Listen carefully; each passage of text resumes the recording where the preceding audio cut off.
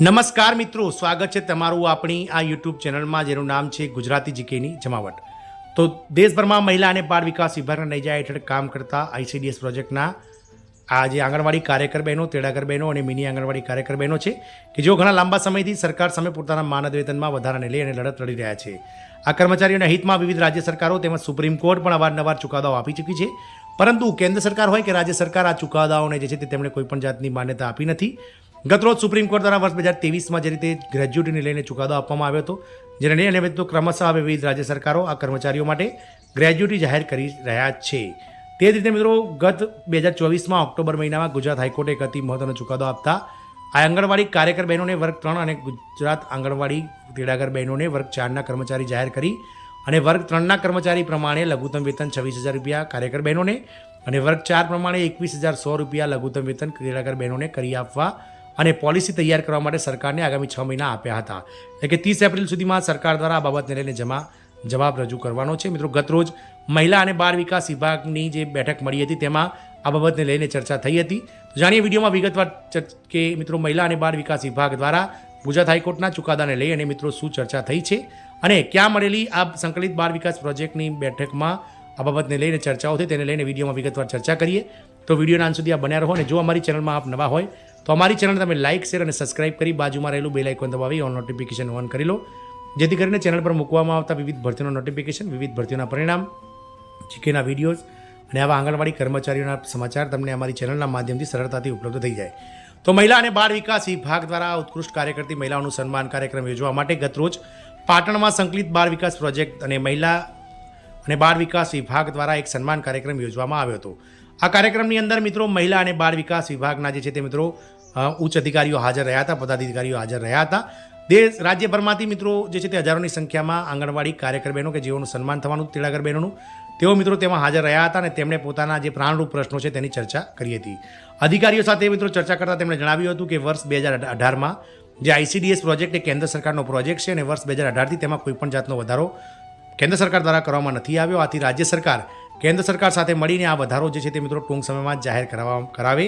સાથે જ મિત્રો વર્ષ જે 30 ઓક્ટોબર 2024ના રોજ ગુજરાત હાઈકોર્ટની બેન્ચના જજ નિખિલેશ કરિયાલ દ્વારા જે ચુકાદો આપવામાં આવ્યો છે કે આંગણવાડી કર્મચારીઓને રાજ્ય સરકારના કર્મચારીઓ જેવા લાભ જાહેર કરી અને રાજ્ય સરકારના કર્મચારી ગણવા.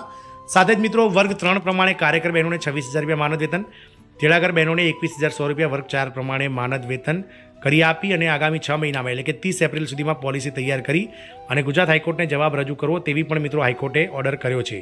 પરંતુ આજે જ્યારે આ વાત અને મિત્રો 5 મહિના કરતાં વધારે 4 મહિના કરતાં વધારે સમય વીતી ગયો છે, છતાં પણ સરકાર જે છે તે મિત્રો આ બાબતને લઈને કોઈ પણ જાતની ચર્ચા નથી કરી રહી. આથી મહિલા અને બાળ વિકાસના ઉચ્ચ અધિકારીઓ સાથે આ હજારોની સંખ્યામાં ઉપસ્થિત રહેલા આંગણવાડી કર્મચારીઓએ જે છે તે મિત્રો વાત કરી હતી. તેમણે મિત્રો એ પણ જણાવ્યું હતું કે શું સરકાર હાઈકોર્ટના ચુકાદાને માન્ય આપશે કે નહીં.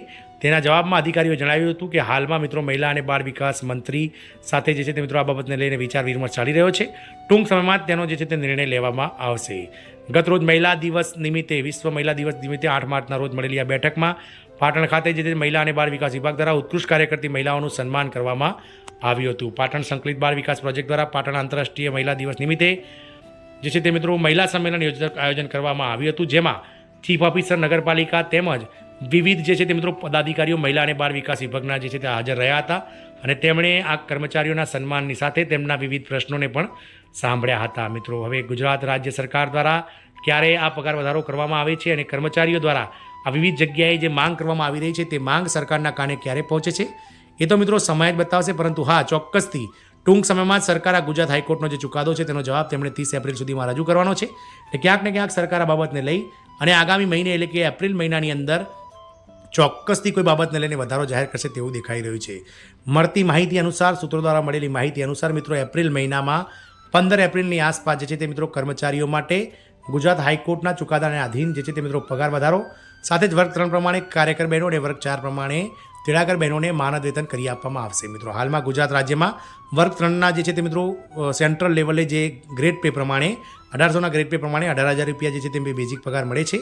તે જ રીતે મિત્રો વર્ગ 4માં 14,500 બેઝિક પે પ્રમાણે, 1400ના ગ્રેડ પે પ્રમાણે 14,500 પગાર મળી રહ્યો છે. તો શું સરકાર આ કર્મચારીઓના પગારમાં એપ્રિલ મહિનામાં 14,500 કાર્યકર બહેનો, તેડાગર બહેનો અને 18,000 રૂપિયા કાર્યકર બહેનોનો કરશે કે પછી ગુજરાત રાજ્યમાં હાલમાં જે અંગ્રેજ અમલદાર શાહીથી ચાલી રહેલી ફિક્સ પ્રથામાં વર્ગ 3ના કર્મચારીઓને 26,000 રૂપિયા પ્રતિ માસ અને તેડાગર જે વર્ગ 4 પ્રમાણે 21,100 રૂપિયા પ્રતિ માસ માનદ વેતન આપવામાં જે ફિક્સ વેતન આપવામાં આવે છે તે પ્રમાણે ગુજરાત સરકાર પગાર કરી આપે છે. એ તો સમય જ બતાવશે, પરંતુ ચોક્કસથી હાલમાં મહિલા અને બાળ વિકાસના જે અધિકારીઓ છે તેમણે મિત્રો આ બાબતને લઈ સરકાર સાથે ચર્ચા કરીને ચોક્કસથી તેમનો નિવડ લાવવાની તેમણે હૈયાધારણા આપી છે. જોવાનું એ રહેશે કે આગામી સમયમાં 30 એપ્રિલ સુધીમાં જે ગુજરાત હાઈકોર્ટના જવાબ રજૂ કરવાનો છે મિત્રો સરકારને, તેના જવાબરૂપે સરકાર શું આ વર્ગ 3 પ્રમાણે જે આપણે અગાઉ વાત કરી તે પ્રમાણે કયા પ્રકારનું માનદ વેતન આ કર્મચારીઓને કરી આપે છે એ તો સમય જ બતાવશે.